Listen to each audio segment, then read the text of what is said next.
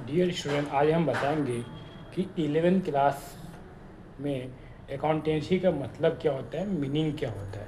जब भी हम अकाउंटेंसी की बात करते हैं तो उसमें कि अकाउंट्स को किस तरह से राइट किया जाता है, अकाउंट का मतलब क्या होता है, क्यों करते हैं, किस लिए करते हैं। तो सबसे पहले कहते हैं meaning and definition of accounts. Accounts का मीनिंग क्या होता है, डेफिनेशन क्या है, अकाउंटिंग होता क्या है। कहते हैं accounting is the process of art of recording, classifying करते हैं, समराइजिंग करते हैं इन significant manner in term of money के रूप में। किस रूप में? मनी के रूप में। मतलब हम जब भी अकाउंटिंग की बात हम तभी करते हैं जहाँ पे मनी का शामिल होना जरूरी है। अगर मनी नहीं है, विदाउट मनी हम अकाउंटेंसी नहीं कर सकते। अकाउंट का मतलब ये होता है कि किसी भी बिजनेस का, किसी भी व्यवसाय का हिसाब किताब मनी के रूप में रखना। And evidence which are in part at least a financial character. क्या होना चाहिए? फाइनेंशियल करेक्टर होना चाहिए, मतलब वित्तीय लेन देन होनी चाहिए। एंड इंटरप्रेटिंग द रिजल्ट, कि मतलब आउटपुट क्या आएगा, कि कंपनी का चाहिए प्रॉफिट या लॉस चाहिए। इसलिए कहा गया कि accounting is the process of art of recording, classifying and summarising in a significant manner in term of money. Money के रूप में क्या जाता है, सिस्टमेटिक रिकॉर्ड किया जाता है। पहले आप अकाउंटिंग को क्लासीफाई करोगे, समराइजिंग करोगे, फिर रिकॉर्डिंग करोगे, और किस रूप में? मनी के रूप में। Accounting is a process. क्या अकाउंट क्या है? एक प्रोसेस है। मतलब ये नहीं कि एक बार बना रहा है, ये एक डे टू डे क्या होता है, पर डे मतलब एक एक प्रोसीजर होता है। पहले हम ये देखते हैं बिजनेस का कौन सा नेचर है, फाइनेंशियल नेचर, फिर उसको रिकॉर्ड करते हैं। तो रिकॉर्डिंग करने के लिए सबसे पहले हम जनरल करते हैं, लेजर करते हैं, ट्राई बैलेंस, और फिर क्या बनता है? Final account. जब फाइनल अकाउंट की बात करते हैं इसमें आता है trading account and profit loss और बैलेंस शीट। बैलेंस शीट का मतलब होता है ये बिजनेस की फाइनेंशियल पोजीशन को बताता है कि बिजनेस की जो फाइनेंशियल पोजीशन कैसा है, कंडीशन है। इसी ब्याह पे यदि आप कहीं से आप बिजनेस को लोन लेने की जरूरत पड़ता है तो वो बैलेंस शीट को दिखा के ही बैंक से लोन लेते हैं। अब बात करते हैं समराइजिंग, मतलब general, ledger, trial balance, final account बनाया जाता है। फिर आता है रिकॉर्डिंग। रिकॉर्डिंग की जब हम बात करते हैं तो इसमें cash book, purchase, sales, purchase return, sales return, bills payable, bill receivable और जनरल। मतलब जब कुछ जो कैश बुक है तो वो कैश की एंट्री होगी, परचेज बुक में उधार की एंट्री होगी, सेल्स बुक में सेल्स की एंट्री होगी, और परचेज रिटर्न मतलब कोई माल डिफेक्टिव बात हम क्या करते हैं, वापस करते हैं, इसको बोलते हैं डेबिट नोट। जब हम माल सेल करते हैं, माल वापसी आ जाता है तो उसे क्या बोलते हैं? Credit note. इसे सेल्स रिटर्न बुक में एंट्री करते हैं। क्या आता है? Bills payable. जब हम माल को क्या करते हैं, उधार में गुड्स को परचेज करते हैं बिजनेस में, तो क्या बनते हैं हमें? Bills payable. और जब हम किसी को उधार में माल बेचते हैं उसे क्या बोलते हैं? Bill receivable. ये हमारे लिए लायबिलिटी होती है और ये हमारे लिए क्या होती है? एसेट होती है। और जो जितनी भी हम एडजस्टमेंट एंट्री पास करते हैं वो कहाँ से करते हैं? हम जनरल प्रॉपर में करते हैं। तो इस प्रकार से हम अकाउंटिंग क्या हो जाता है? Cash book, purchase, cell book, purchase return, cell return, bills payable, bill receivable, general proper, ये सारे होते हैं। फिर कहते हैं accounting is a process and systematic recording of business event transaction only financial character. ये पहले ही मैंने आपको बताया कि अकाउंटिंग क्या है, ये फाइनेंशियल कैरेक्टर को रिकॉर्ड किया जाता है बिजनेस में, ठीक है। और ये ऑब्जेक्टिव अकाउंटिंग क्या होता है कि बिजनेस की क्या प्रॉफिट और लॉस, मतलब लाभ और हानि को ज्ञात करना बिजनेस के ये एक ऑब्जेक्टिव हो जाता है अकाउंट का। इसलिए अकाउंटिंग किया जाता है, क्योंकि आप कोई भी रिकॉर्डिंग करते हैं तो बिजनेस में क्या होता है, उसको रिकॉर्ड करते हैं और क्या पढ़ते हैं, जैसे यहाँ पे बताया इंटरप्रेजेंट ऑफ रिजल्ट चाहिए बिजनेस में। प्रॉफिट में भी प्रॉफिट, में भी लॉस भी हो सकता है।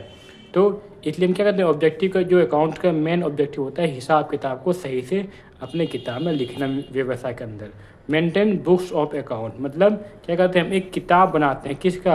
अकाउंटेंसी का, ठीक है। इसलिए अकाउंट को हिंदी में क्या कहते हैं? हिंदी में कहते हैं लेखांकन। लेखांकन, ठीक है, मतलब हिसाब किताब रखना। और ये बिजनेस की डे टू डे, मतलब दिन प्रतिदिन क्या करते हैं, बिजनेस के सभी ट्रांजेक्शन को जो फाइनेंशियल नेचर का है उसको रिकॉर्ड किया जाता है बिजनेस में। चाहे वो सेल्स हो, परचेज हो, परचेज रिटर्न हो, सेल बुक हो, बिल्स पेबल हो, जर्नल प्रॉपर हो, ठीक है, इन सभी को रिकॉर्डिंग करते हैं। इसलिए कहा गया accounting is the art of recording, क्या एक लिखने की कला है। और किस रूप में फिर समराइजिंग करते हैं और फाइनेंशियल नेचर में लिखा जाता है। मतलब वित्तीय लेन देन में, बिजनेस के अंदर वित्तीय लेन देन की जितनी भी चीज़ें होते हैं, एक्टिविटी होती है, उन सब क्या करते हैं अकाउंट में लिखने को ही क्या करते हैं रिकॉर्डिंग, समराइजिंग, रिकॉर्डिंग। और फिर क्या बनता है उनका आउटपुट आता है। आउटपुट मीन्स बिजनेस में प्रॉफिट होगा या लॉस होगा, ठीक है। तो इसी प्रकार आज का ये जो टॉपिक है कि बेसिक इन्फॉर्मेशन अकाउंटेंसी क्या होता है, ठीक है। अब है कि अकाउंटेंसी हर कोई बच्चा बचपन से ही करता है। वो अलग बात है कि उनको 11th 10th के बाद उनको जब कॉमर्स स्ट्रीम लिया जाता है, क्या लेते हैं कॉमर्स। तो कॉमर्स मतलब जो बिजनेस में, जो बच्चा बिजनेस एक्टिविटी में जाना है, जो बैंक में काम करना चाहता है, वर्क करना पड़ता है किसी HR डिपार्टमेंट में, कोई कंपनी में, तो उन्हें कॉमर्स के नॉलेज में, कॉमर्स का मतलब क्या होता है वाणिज्य, व्यापार, जहाँ पे सेल परचेज, चाहे वो बिजनेस गुड्स हो या सर्विसेज को सेल परचेज किया जाता है, ठीक है। तो वहाँ पे कॉमर्स का यूज काफ़ी ज़्यादा किया जाता है। और बिजनेस की प्रॉफिट या लॉस को हिसाब के रखने के लिए क्या करते हैं कि किस पार्टी से कितना पैसा लेना है, कितना देना है, उसे क्या बोलते हैं डेटर और क्रेडिटर, ठीक है। तो इसलिए हम 11th में अकाउंटेंसी किया। अब बात करते हैं कि बिजनेस में जो कॉमर्स वर्ड है हमारा, कॉमर्स में क्या करते हैं हम बिजनेस को, जो ऑनर है उनको एक अलग माना जाता है। मतलब जिसने मालिक ने पैसा लगाया उसको अलग, और जिस नाम से उनका शॉप है, बिजनेस है, उसे अलग। मतलब है तो एक ही, लेकिन कॉमर्स एक आर्टिफिशियल पर्सन को क्या मानता है, एक पर्सन मानता है, ठीक है, कॉमर्स के अंदर मतलब बिजनेस के अंदर। और जैसे कि मिस्टर रामलाल हैं, इन्होंने क्या किया बिजनेस में पैसा लगाया, बिजनेस का नाम क्या था मिस्टर एक्स, तो कॉमर्स इनको भी एक पर्सन मानता है। तो मिस्टर जो प्रोप्राइटर हैं बिजनेस के दुकान का, ये अपना इन्होंने मिस्टर एक्स बिजनेस खोला है, तो मिस्टर रामलाल और मिस्टर एक्स ये क्या है एक अलग अलग है। इसलिए क्या बोलते हैं बिजनेस में सेपरेट लीगल एंटिटी होता है। इसलिए बिजनेस के पॉइंट ऑफ व्यू से अकाउंट हम इनका मेंटेन करेंगे, किनका, जो मिस्टर एक्स का मेंटेन करेंगे। मालिक ने जो पैसा लगाया उसे क्या बोलते हैं कैपिटल। जब हम स्टार्टिंग करते हैं तो बिजनेस में कैपिटल मतलब पूंजी, किसी भी बिजनेस को करने क्या चाहिए कैपिटल चाहिए, पूंजी चाहिए। तो यहाँ पे मिस्टर रामलाल ने मिस्टर एक्स में क्या किया कैपिटल लगाया, कितना 4 लाख। तो ये क्या होगा बिजनेस के लिए क्या होगी लायबिलिटी हो गई। तो बिजनेस में capital plus liability equal to क्या होता है एसेट होता है। कैपिटल मीन्स होता है कि वो पैसा है जो इन्वेस्ट बाय ओनर, जो मालिक क्या करता है बिजनेस में पैसा लगाता है। यहाँ पे मिस्टर रामलाल ने पैसा लगाया कितना 4 लाख रुपये। तो ठीक है, तो ये क्या हो गया बिजनेस के लिए कैपिटल हो गया। अब इसी कैपिटल से बिजनेस में क्या होगा कुछ परचेज करेंगे, कुछ एसेट्स खरीदेंगे, कुछ लाभ, ठीक है, इस प्रकार से। तो क्या होता है कैपिटल प्लस लायबिलिटी तो क्या होता है एसेट्स होता है। अब बात करना, और जितनी भी कैपिटल और प्लस लायबिलिटी को ऐड किया जाता है तो वो क्या कराते हैं वो बिजनेस में पैसे, तो वो टोटल लायबिलिटी एसेट्स के बराबर होता है। इसलिए बोलते हैं capital plus liability equal to asset. मान के लिए यहाँ पे कैपिटल 4 लाख लगाया, लायबिलिटी आपने बाहर लिया, मतलब बाहर से कुछ पैसे की कमी हो गई तो हमने बाहर से लिए, तो वो हमारे लिए क्या होगी लायबिलिटी। तो बिजनेस की कुल जो संपत्ति है, कुल जो बैलेंस शीट बनेगी वो 6 लाख की बनेगी। और ये प्रॉफिट और लॉस फिर क्या बताएगा, प्रॉफिट लॉस बताएगा बिजनेस में। ये कौन लेके जाता है, ये बिजनेस का ऑनर लेके जाता है, तो मिस्टर रामलाल लेके जाएगा, ठीक है। तो इसे हम क्या बोलते हैं double entry book keeping. Account में अकाउंट को लिखने के लिए क्या करते हैं हम डेबिट और क्रेडिट का यूज करते हैं। और ये हमेशा किससे हमने माल लिया और किससे हमने बेचा, कितना उधार था, वो सारी चीज़ को लिखा। इसे बोलते हैं डबल एंट्री बुक कीपिंग। मतलब किससे लिया और किससे दिया, वो सारी चीज़ रिकॉर्ड किया जाता है बुक्स ऑफ अकाउंट के अंदर। अब बात करते हैं advantage of books of account. Advantage of books account में हम बात करेंगे पहला कि फाइनेंशियल इन्फॉर्मेशन अबाउट बिजनेस। ये कहता है ये बिजनेस में फाइनेंशियल इन्फॉर्मेशन देता है। दूसरा असिस्टेंट टू मैनेजमेंट, बिजनेस का कैसा मैनेजमेंट है वो बताते हैं। फिर रिप्लेस टू मेमोरी, क्या आता है फैसिलिटी टू लोन। यदि आपको बिजनेस को लोन चाहिए तो हम बुक्स ऑफ अकाउंट्स को, मतलब अपनी जो किताब हमने बनाया है अकाउंट को रिकॉर्डिंग किया है, बिजनेस की प्रॉफिट लॉस बैलेंस शीट को दिखाना पड़ता है, तो क्या होता है तो इससे हमें लोन मिल जाता है।